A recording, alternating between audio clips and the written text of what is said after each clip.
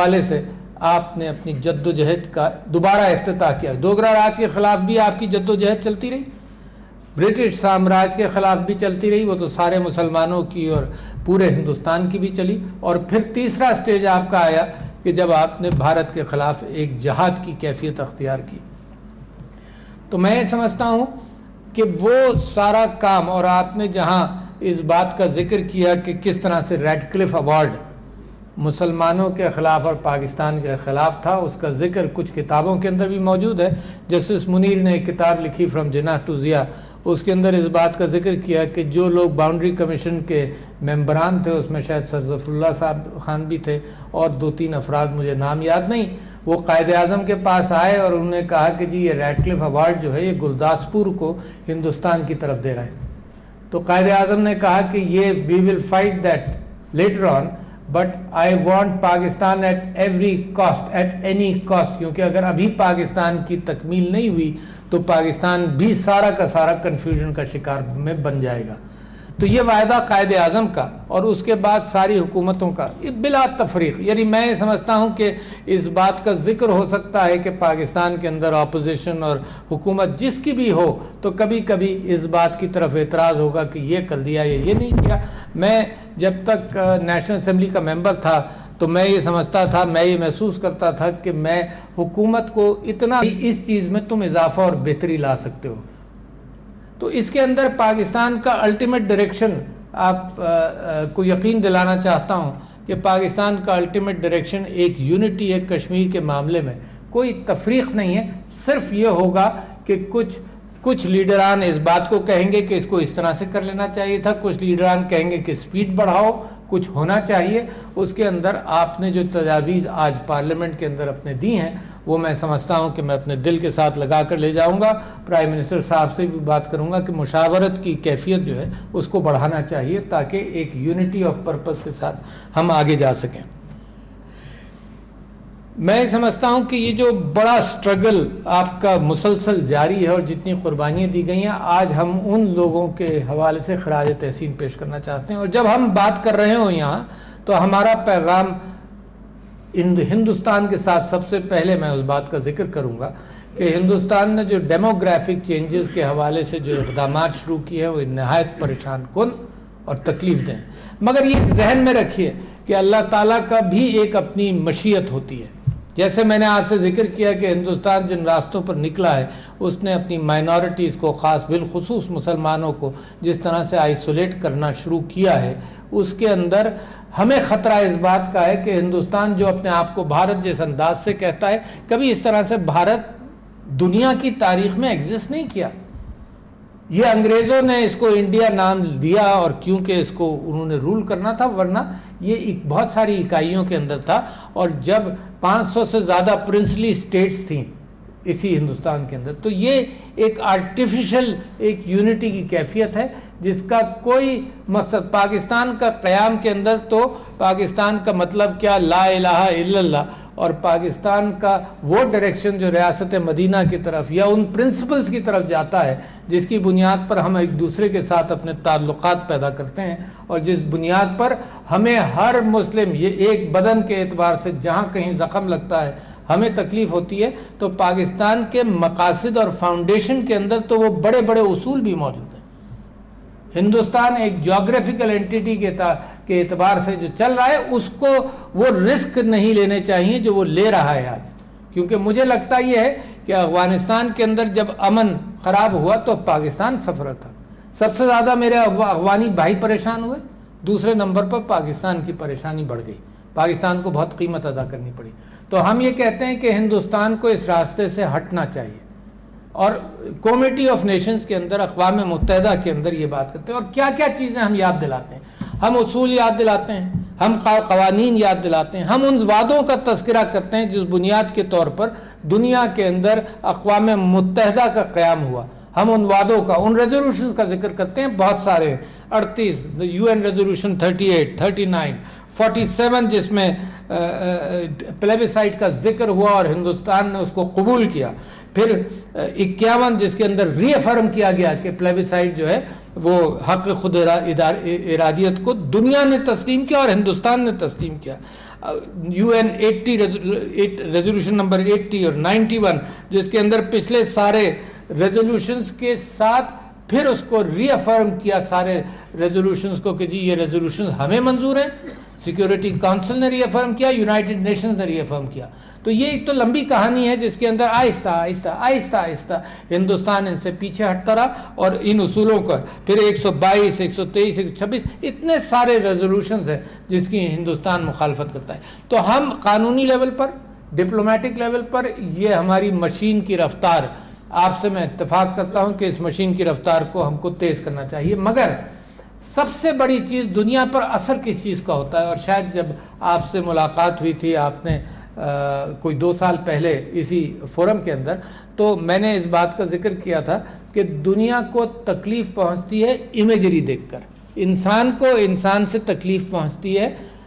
مجھے اس بات کی تکلیف ہے کہ میں بھی ڈیوائیڈڈ فیملی کا ہوں, میرے رشتہ دار ہندوستان میں موجود ہیں, مجھے ان کے حالات کے اعتبار سے تکلیف پہنچے گی.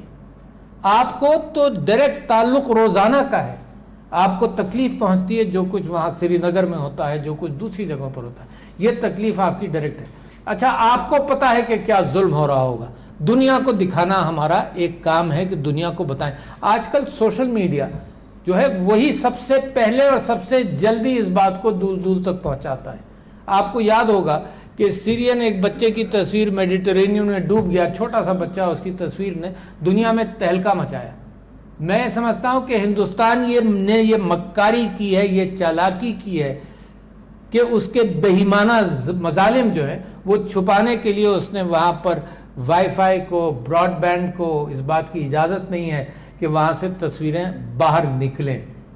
پاکستان میں آپ لوگوں نے, آپ کا جو آزاد ریاست کشمیر کی ہے, آپ نے یہاں پر سب کو ویلکم کیا, انٹرنیشنل ڈپلومیٹس کو ویلکم کیا, دکھایا ان کو کہ یہاں امن ہے, اور ہندوستان LOC کے خلاف کتنی وائلیشنز کرتا ہے. آپ نے دکھایا ہندوستان اپنے ہاں اجازت نہیں دیتا دنیا کے ڈیلیگیشنز کو جانے کے لیے, کچھ چھپانا ہوگا نا, اسی لیے اجازت نہیں دیتا.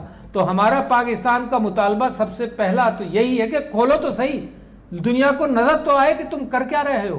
تم چھپا چھپا کر جیسے مختلف ممالک نے جہاں مظالم دوسری قوموں پر کیے ہیں, فلسطین بشمول, چھپا کر دنیا کو پتہ نہیں چلنے دیتے کہ کیا ہو رہا ہے. دنیا کو پتہ چل گیا کہ جو مظالم کشمیر میں ہوئے ہیں تو دنیا کا ضمیر جاگے گا, مسلم امہ کا ضمیر جاگے گا. لہٰذا ہمارا کام یہ ہے کہ اس ضمیر کو جگانے کے اعتبار سے وہ ویژول ایویڈنس جو ہے اس کا بھی پرچار کریں. لہٰذا ہندوستان کو بیک فٹ پر پہلا قدم یہ کہ تم اپنی وادی کو, آکیوپائڈ لینڈز کو کھولو, میڈیا جائے, ڈیلیگیشن جائیں, آپ لوگ جا سکیں اور دیکھ سکیں کہ کیا ہو رہا ہے. میں سمجھتا ہوں کہ جو مظالم کی کیفیت ہے وہ تو بڑی انوکھی آپ نے برداشت کی.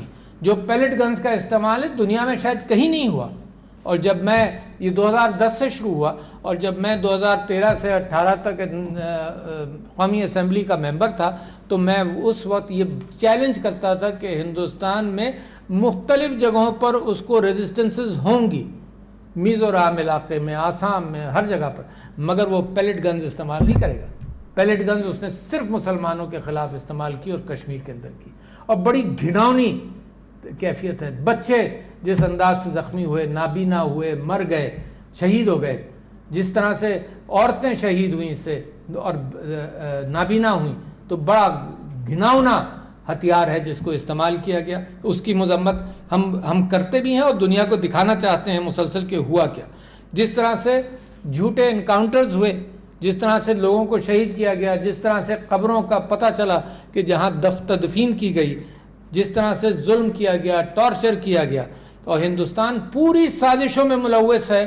پاکستان کے خلاف اس نے جو دہشت گردی کے تقریباً 22 ارب روپے خرچ کیے ہیں, تو پاکستان کو ڈی سٹیبلائز کرنے کی کوششیں کرنے میں.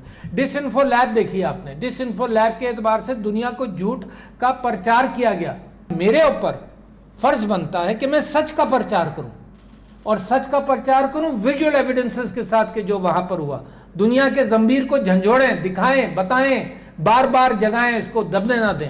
میں نے کل ایک فرینچ رائٹر کی ایک کتاب لکھی کہ سب سے پہلا کام جو ہوتا ہے کسی قوم کو جینوسائڈ کی طرف لے جانے کے لیے، لیکویڈیٹ کرنے کے لیے، وہ یہ ہوتا ہے کہ اس کی جو یاد ہے اس کو مسخ کیا جائے، اس کی کتابوں کو ختم کیا جائے، اس کے کلچر کو مٹانے کی کوشش کی جائے، اس کی تاریخ جو ہے اس کو بھی مسخ کیا جائے، اور پھر کسی کو کہا جائے کہ نئی کتابیں لکھو، نئی تاریخ مسخ کرو، نیا کلچر بناؤ۔ یہ ہندوستان اپنے ماضی کے اعتبار سے کر بھی رہا ہے، آج اپنے ملک کے اندر کر رہا ہے، جب وہ مسلمانوں کی تاریخ کو مسخ کر رہا ہے، مٹا رہا ہے، وہی کشمیر میں کوشش کر رہا ہے۔ پھر نئی تاریخیں لکھی جائیں، نئی کتابیں لکھی جائیں، مگر تاکہ قوم اس بات کو بھول جائے۔ تو کل میں نے کہا تھا، میں دوبارہ یاد دلانا چاہتا ہوں اس بات کو، کہ نہ کشمیری اس بات کو بھول سکتے ہیں، ایک بھی کشمیری زندہ ہوگا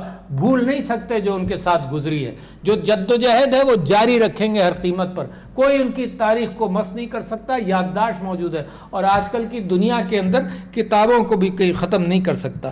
لہٰذا سب سے بڑی جدوجہد یہ ہے، پاور کے خلاف، طاقت کے خلاف، ظالم کے خلاف، یہ ہے کہ اپنی یادداشت کو بھولنے مت دو اور دنیا کو بتاتے چلے جاؤ۔ ماضی کبھی مردہ نہیں ہوتا، دنیا کو بتاتے چلے جاؤ کہ کیا ہوا، کیا مظالم ہے، کیا کس انداز سے عورتوں کی بے حرمتی کی جاتی ہے اور کس انداز سے اس کو ہتھیار کے طور پر استعمال کیا جاتا ہے، کس انداز سے کتنے واقعات موجود ہیں جو میں یہاں جس کا ذکر کروں تو آپ سب کی اور میری آنکھوں میں آنسو ہو جائیں، کس طرح سے مسلمان بچیوں کے ساتھ جو ریپ کے انسیڈنٹس ہوئے ہیں اور جس طرح سے گینگ ریپ کے انسیڈنٹس ہوئے ہیں وہ دنیا کے سامنے موجود ہیں، اور بھارتی فوجیوں نے اس بات کی حرکت کی، کیسے کتنا بڑا ظلم ہے انڈین ایلیگلی آکوپائڈ کشمیر کے اندر، کہ اگر ہماری پاپولیشن 80 لاکھ ہے تو وہاں پر 10 لاکھ افواج موجود ہیں یا 9 لاکھ افواج موجود ہیں۔ کیا ظلم ہے کہ وہاں کی ڈیموکریسی کے اعتبار سے بدلنے کے لیے نئے قانون دریافت ہوئے اور نئے قانون لگائے جا رہے ہیں جس سے آپ کو خطرہ ہے، مگر میرے بھائیوں، کشمیر کے وہ لوگوں جہاں تک ہماری بات جائے گی کوئی اس کو ختم نہیں کر سکتا۔ اللہ تعالیٰ نے دنیا کی تاریخ میں کوئی نسلوں کو ختم نہیں ہونے دیا، اور یورپ تو جانتا ہے کہ یہودیوں کو جتنا آئسولیٹ کرنے کی کوشش کی، اور مسلمانوں نے تو ہمیشہ ایک اچھا رویہ اختیار کیا، کوئی ختم نہیں ہوا۔ جو برلن کے اندر جو گھیٹوز بنائے گئے تھے، آپ کو تعجب ہوگا سن کر کہ اس میں 1 لاکھ سے زیادہ لوگ موجود تھے، اور وہ چوڑا 16 فٹ چوڑا پتلی سی گلی، 16 فٹ چوڑی پتلی گلی تھی۔ ختم ہوئے کیا؟ نہیں ختم ہوئے، ختم نہیں ہو سکتے۔ یہ اپنے آنکھوں میں دھول جھونکنے کی بات ہے کہ ڈیموگرافک چینجز لے کر آئے، مگر یہ کہ ہمارے لیے خطرہ ضرور ہے، اس کا مقابلہ ضرور کرنا ہے۔ اور جو فگرز آپ نے بتائے بڑے الارمنگ ہیں۔ کل میں نے ذکر کیا تھا کہ تقریباً 15 لاکھ یا 18 لاکھ کے قریب یہ نئے ڈومیسائل ایشو ہیں۔ آپ نے آج ایک فگر دیا ہے کہ آپ کی اطلاعات کے مطابق یہ 33 لاکھ تک بات پہنچ گئی ہے، تو بڑی خطرناک بات ہے۔ دنیا کو ہم نے ابھی جگانا ہے۔ آپ نے بالکل صحیح فرمایا آپ لوگوں نے کہ یہ ونڈو آف اپارچونٹی چھوٹی ہے، مگر ہندوستان نے جو حرکتیں کی ہیں اپنے فارمرز کے ساتھ، جو کیا ہے، جو مسلمانوں کے ساتھ کر رہا ہے، وہ دنیا کا اٹینشن خود انوائٹ کر رہا ہے۔ وہ اس بات پر اب یونائٹڈ نیشن سے امریکی صدر ہو یا یورپین یونین ہو، اور یونائٹڈ نیشنز کے ہیومن رائٹس کمیشن نے جو 2018 کی اپنی رپورٹ دی ہے، اس سے بالکل آیا یہ بات ہے کہ مظالم کی کیفیت ہندوستان میں کیا ہے۔ اچھا، ایک تو آپ نے بھی یہاں ذکر کیا، ایک تو ہیومن رائٹس ایشو ہے، اس کو اجاگر ہم کرتے ہیں، مگر آپ کا جو الحاق کا اور آزادی کی خواہش ہے، اس کا ہیومن رائٹ سے کوئی تعلق نہیں۔ یہ بالکل ایک الگ آپ کے دلوں کے جذبات ہیں، آپ کی نسلوں کے جذبات ہیں، آپ کے ماں باپ کے جذبات ہیں، ان کشمیریوں کے جذبات ہیں جن کو آپ کو اندازہ نہیں۔ آپ اور ہم تو خوش قسمت ہیں کہ آزاد مملکت میں رہتے ہیں۔ ان بیچاروں کو دیکھیے جو خواب یہی دیکھتے ہیں کہ جی ہم آزاد ہو جائیں، ان کو دیکھیے کہ کتنے مظالم سے گزرتے ہیں۔ ان نوجوانوں کے اعتبار سے ایک لمبی فہرست ہے کہ پچھلے سالوں کے اندر لاکھوں نوجوان شہید ہوئے، لہذا پوری نسل، پوری روزگار کے اعتبار سے، پوری معیشت کے اعتبار سے وہاں کیا حال ہوگا۔ مودی صاحب نے جو ہندوتوا کے اعتبار سے کہا تھا، انہوں نے جب 370 کو، اور میں آپ سے اتفاق کرتا ہوں کہ 370 ہمارا ایشو نہیں ہے، ہم تو 370 کے بھی خلاف تھے۔ ہم تو سمجھتے ہیں کہ کشمیر کے اندر حق خود ارادیت اقوام متحدہ کے وعدوں کے اعتبار سے، ہندوستان کے وعدوں کے اعتبار سے اس کا خود اداریت کا فیصلہ ارادیت چاہیے تھا. ہم 370 پاکستان نے کبھی اون نہیں کیا مگر وہ بھی وڈرا کر لیا گیا. اور مجھے افسوس اس بات پر ہے کہ کچھ لوگوں کو کشمیر کے مسلمان قیادت کو ہندوستان نے بڑا عرصہ بیوقوف بنایا, غلط راستے پہ لگایا, اور ہندوستان کی قیادت جو ان کے وارثین ہیں وہ بھی یہ کہتے ہیں کہ ہم گمراہ ہوئے, ہم غلط راستے پہ لے جائے گئے اور ہم سے جو وعدے کیے گئے وہ پورے نہیں کیے گئے. اب آپ یہ دیکھیے کہ جہاں تعلیم کے اعتبار سے سٹینڈ سٹل ہو, جہاں لاک ڈاؤن پورا کیا گیا ہو, جہاں آزادی کی کیفیت کوئی نہیں, جہاں اگر آپ ویڈیو کھینچ لیں یا سوشل میڈیا میں کہیں میسج بھیج دیں تو آپ کے خلاف FIR ہوتا ہے, جہاں لوگوں کو اٹھا لیا جائے اور پھر پتہ نہ چلے, اور بڑے پیمانے پر, اکا دکا نہیں, بہت بڑے پیمانے پر میرے کشمیری بھائی اس بات کی قربانی دیتے ہیں. تو لہٰذا اس معاشرے کی غم کو, صحیح بات آپ نے کہی کہ جتنا ذکر ہوگا تو آنکھوں میں آنسوؤں کے علاوہ کچھ نہیں. مگر پاکستان کھڑا ہے, کھڑا رہنے کا یہ مطلب نہیں کہ ہم یہ معاملہ بس چلاتے رہیں, اس کا پروپیگنڈا کرتے رہیں. ہمارا خیال یہ ہے اور آپ کا خیال یہ ہے کہ یہ آزادی کی طرف جانا چاہیے, دنیا آنکھیں نہیں میچ سکتی اس کی طرف سے. تو ہم اپنے بھائیوں کے ساتھ ہیں. ہم یہ سمجھتے ہیں کہ یونائٹڈ نیشنز کے سیکرٹری جنرل صاحب نے جو باتیں پچھلے چند روز میں بھی کی ہیں, اور جب وہ پاکستان تشریف لائے تھے انہوں نے برملا اس بات کی تھی اور عکاسی کی ہے, اور ہم سمجھتے ہیں کہ ان کا شکریہ ادا کرتے ہیں کہ انہوں نے کہا کشمیر کا سلوشن, اس کا ریزولوشن یونائٹڈ نیشنز کے ریزولوشنز کے مطابق ہونا چاہیے. یہ ایک بڑی آواز ہے. میں سمجھتا ہوں کہ پاکستان کی کوشش اپنی مسلم امہ کے حوالے سے بھی ہے کہ ان کو اس بات کا مسلسل اعادہ کیا جائے ان کے ساتھ کہ یہ کیا کرنا ہے. ہندوستان ایک غیر ذمہ دار طاقت ہے, اور غیر ذمہ دار طاقت میں آپ سے یہ کہہ رہا ہوں بڑی اہم بات کہ نیوکلیئر ریاست کے اندر ارریسپانسبل طاقت ہے. 1974 میں اس نے اپنا بم ایکسپلوڈ کیا اور دنیا کو کہتے رہے کہ پیسفل ڈیوائس ہے, اور دنیا کو بیوقوف بنا دیا, اور دنیا بیوقوف بن بھی گئی کہ جی پیسفل ڈیوائس تھا. ہو نہیں سکتا نا, کوئی نیوکلیئر ڈیوائس پیسفل ہو ہی نہیں سکتا. ہندوستان نے ایک نئی اصطلاح ڈالی کہ پیسفل ڈیوائس ہے. پھر 1999 میں پہلے اس نے اپنے ایٹمک بم بلاسٹ کیے. پھر پاکستان نے اپنا ہاتھ کارڈز کھولے, اس لیے کھولے کہ غلط فہمی میں کوئی نہیں رہے دنیا میں کہ پاکستان بھی ایک نیوکلیئر طاقت ہے. اس کے بعد اس نے 1971 کے بعد پہلی مرتبہ اکراس پاکستان پلوامہ, جو میں سمجھتا ہوں کہ اپنی فیک انکاؤنٹر تھا, پلوامہ کا بہانہ لے کر, اور آج EU ڈس انفو لیب پر میں اور بھی گفتگو کرنا چاہتا ہوں. EU ڈس انفو لیب کے اعتبار سے اور مختلف اور وضاحتوں کے اعتبار سے یہ پتہ چل گیا کہ انہوں نے جو پاکستان پر حملہ کیا, جس کا ہماری افواج پر کو خراج تحسین ہے کہ منہ توڑ جواب دیا, جہاز بھی گرایا, پائلٹ بھی ہاتھ میں آیا. تو وہ صرف اپنے الیکشن کے لیے کیا اس نے. یعنی اتنا بڑا رسک کہ جنگ اس نے مول لی. یہ تو پاکستان کی دنیا کے سامنے, کیونکہ ہم چاہتے ہیں ریزولوشن تو ہو نا. تو آپ کو یاد ہے کہ جتنی تحریکیں دنیا کے اندر تھیں وہ 9/11 کے بعد ان کے اوپر ایک دہشت گردی کا لیبل مسلمانوں کی تحریکوں پر لگایا گیا. ہندوستان نے پورا فائدہ اٹھایا اس بات کا. تو لہٰذا پاکستان اس کو کم سے کم منطقی انجام تک لے جانا چاہتا ہے کہ پاکستان امن چاہتا ہے, امن کے دائرے میں, قانون کے دائرے میں اس کو حل کرنا چاہتا ہے. مگر میرے بھائیوں کا صبر پامال ہو چکا ہے. پاکستان چاہتا, تو لہٰذا پاکستان نے وہ پائلٹ بھی واپس کیا.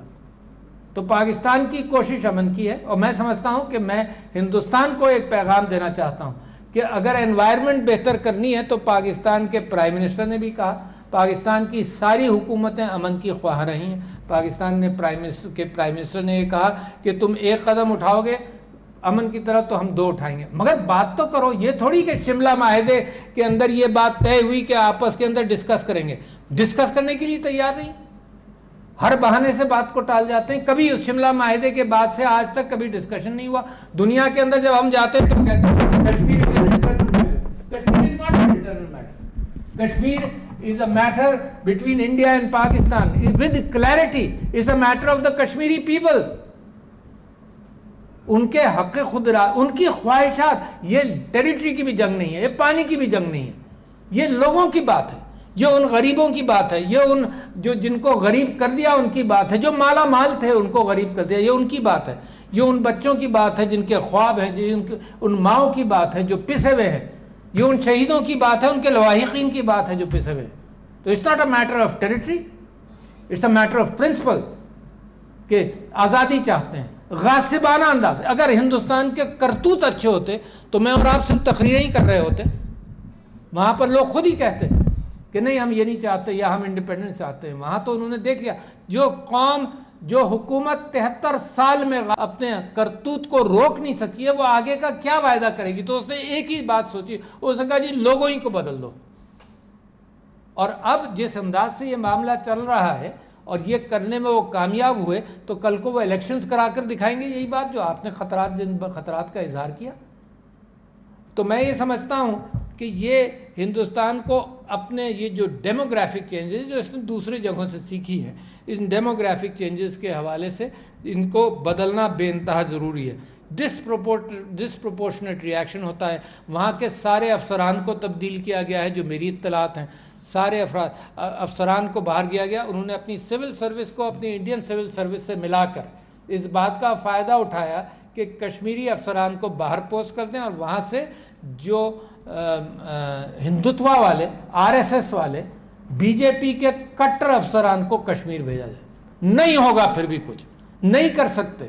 میں یہ بات جو باہر میں اپنے آکیوپائڈ ٹیریٹری میں انلیگلی آکیوپائڈ ٹیریٹری میں دینا چاہتا ہوں کہ یہ ہندوستان اس بات کو کچھ نہیں کر سکتا۔ کوششیں ہندوستان کی ظلم اور غارت گری کے اعتبار سے رہیں گی، منہ بند کرنے کے حوالے سے رہیں گی، مگر اس میں کامیاب نہیں ہوگا۔ ہماری اور آپ کی ذمہ داری کیا ہے؟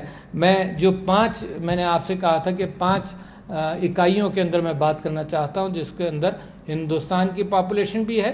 میں ان کو بھی آواز دینا چاہتا ہوں کہ دیکھو ایسا آگ کے ساتھ نہیں کھیلیں۔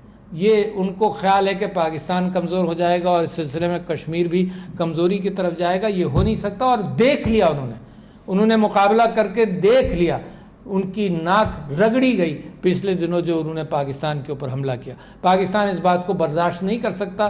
پاکستان کا جذبہ، شہادت کا جذبہ، جو اللہ جس کا وعدہ کرتا ہے، یہ جذبہ کسی اور قوم کے اندر ہے ہی نہیں۔ تو لہذا کوئی بھی مقابلہ ہو جس کے اندر اکثریت بھی ہو، ویپنز کی اکثریت، ویپنز بھاری بھی ہوں، اس کے باوجود ہم اس کا مقابلہ کر سکتے ہیں۔ تو میرے دوستوں بھائیوں، ایک کلیئر پاتھ ہے آگے کا، جو آپ نے بات کی کہ جی کلیئر راستہ ہونی چاہیے آگے کے لیے۔ میں سمجھتا ہوں میں آپ کے سامنے وہ کلیئر راستہ دیکھیے، یہ جد و جہد اس بات کی کہ ہندوستان کشمیر کو، آکیوپائڈ کشمیر کو کھولے میڈیا کے لیے، یہ پہلا قدم ہے، ضروری ہے، چھپایا نہیں جا سکتا، مگر جس میں جتنی آواز ہم کر سکتے ہیں وہ کرتے رہیں۔ دوسرا قدم، ہم یہ سمجھتے ہیں کہ جو 370 اور 35A ہے اس کو ہم ریکگنائز نہیں کرتے تھے، مگر ڈیموگرافک چینجز کو ہم اقوام متحدہ کے اصولوں کے، اقوام متحدہ کے چارٹر کے خلاف ہے کہ ڈیموگرافک چینجز کی جائیں کہیں بھی ڈسپیوٹڈ ٹیریٹری میں، not limited to Kashmir.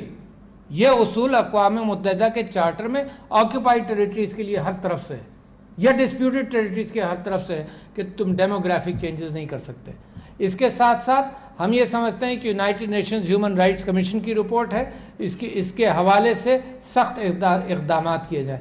UN موجب ہے، اس کو ہندوستان اجازت دے، پاکستان کے اندر موجود ہیں وہ اپنے یہاں گھسنے نہیں دیتے، ہندوستان اجازت دے، اور ہندوستان تک گھناؤنے حرکات کو ہم انٹرنیشنل فورمز میں اس کو اجاگر کرتے رہے۔ آرگنائزیشن آف اسلامک کنٹریز ایک بڑا فورم ہے، یونائٹڈ نیشنز ایک دوسرا بڑا فورم ہے جس کے اندر ہم یہ بات کریں۔ مگر آخری بات اور آخری پیغام اور بڑا اہم پیغام یہ ہے کہ ہم اخلاقی، ڈپلومیٹک، مورل گراؤنڈز پر ہم جد و جہد کرتے رہیں گے۔ امن کو چانس پاکستان نے ہمیشہ دیا ہے، امن کی پرائرٹی ہے، ہم دیں گے، مگر حالات اتنے خراب نہیں کرو۔ اگر ہندوستان پاکستان پر انٹرنیشنل بارڈرز کو کراس کر کر بالا کوٹ پر حملہ کر سکتا ہے تو ہمیں تو اس بات کا خطرہ ہے کہ وہ خود ہی جنگ چاہتا ہے، اور نیوکلیئر سٹیٹس کے درمیان جنگ جو ہے بڑی ارسپانسبل، انسانیت کے اعتبار سے بہت غیر اخلاقی کیفیت ہے۔ تو یہ جو حکومت ہے بڑی خطرناک ہے، یہ جینوسائیڈ کا اہتمام کر سکتی ہے، اس حکومت نے، عمران خان صاحب نے اس بات کی وضاحت یونائٹڈ نیشنز میں بھی کی کہ جینوسائیڈ کا اہتمام کر سکتی ہے، تو پہلے کے انڈیکیٹرز دیکھ لیں جو ہٹلر کے زمانے کے جرمنی کے اندر انڈیکیٹرز تھے وہ یہی تھے، پہلے نکو کرو، لوگوں کو بدنام کرو، آئسولیٹ کرو، ان کو ایک کیمپس کے اندر داخل کرنے کی کوشش کرو، باقاعدہ کیمپس بھی انڈیا میں بنائے گئے ہیں، کیمپس کے اندر داخل کرو، ان کو معاشی اعتبار سے، معیشت کے اعتبار سے ان کو تباہ کرو، اس کے بعد کسی بہانے سے ان کو ڈیسیمیٹ کرو۔ تو یہ حالات ہندوستان کے اندر، خاص طور پر مقبوضہ کشمیر کے اندر یہ حالات نظر آ رہے ہیں کہ یہ جا کس طرف رہا ہے۔ کسی نہ کسی بہانے سے یہ کیفیت شروع کر سکتے ہیں، جو آئسولیٹ کر سکتے ہیں، ڈیموگرافیکلی تعداد کو کم کرنا چاہتے ہیں، وہ ہر حرکت اور حملہ کر سکتے ہیں، تو دنیا کے سامنے اجاگر کرنا چاہتے ہیں کہ آپ کے اوپر کیا مظالم ہیں۔ اور میں یہ پیغام بھی دینا چاہتا ہوں کہ جس اعتبار سے ہندوستان خود اپنے آپ کو آگ لگا رہا ہے، میں سمجھتا ہوں اس چیز کا ریزولوشن، اور امریکہ کے اندر جو چینج آئی ہے وہاں بھی میں سمجھتا ہوں کہ وہاں سے بھی یہ بات چلنی چاہیے کہ اس کا ریزولوشن ایک ہی ہے، according to the principles of the United Nations charter and the resolutions, اس کے علاوہ کوئی حل نہیں۔